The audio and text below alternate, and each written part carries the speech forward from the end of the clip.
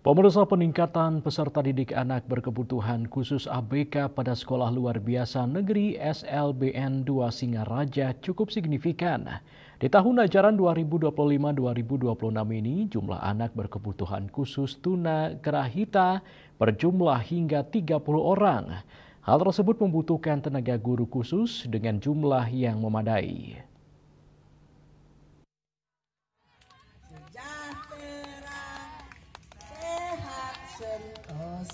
Di tahun ajaran baru ini, jumlah peningkatan siswa berkebutuhan khusus tunagrahita atau autis di SLB Negeri 2 Singaraja mencapai 30 orang yang terdiri dari siswa pendaftar di kelas 1 SD dan siswa pindahan dari sekolah reguler. Kepala SLB Negeri 2 Singaraja Putu Dewi Resiani menjelaskan, peningkatan ini tidak seimbang dengan jumlah tenaga pendidik dari latar belakang pendidikan linear. Menurutnya, kriteria tenaga kependidikan di SLB adalah guru yang berasal dari latar belakang pendidikan luar biasa untuk menangani anak berkebutuhan khusus. Seharusnya satu guru satu siswa, namun kini satu guru mengajar lebih dari 5 siswa.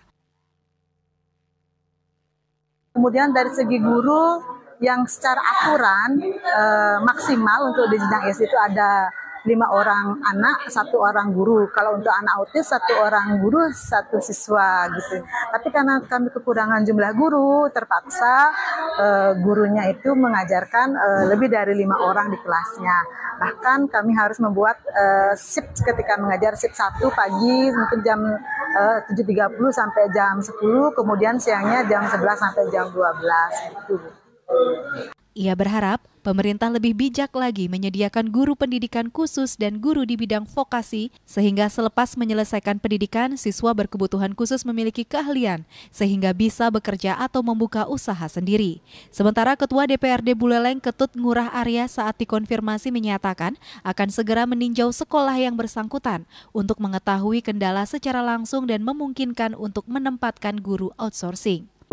Dan kiranya kalau sudah dapat persetujuan dari kementerian, mudah-mudahan kita bisa secara outsourcing mungkin yang langkah yang pertama, karena memang terbendung regulasi PP 49 2018 tentang honor daerah, termasuk juga per surat Permen 89 2022 Permen Pan-RB, ini juga membelenggu kita. Tetapi khusus untuk di dunia pendidikan, rasanya harus kita melangkah ke outsourcing untuk mendapatkan tenaga pendidik yang bisa menyikapi kekurangan yang ada di Buleleng ini.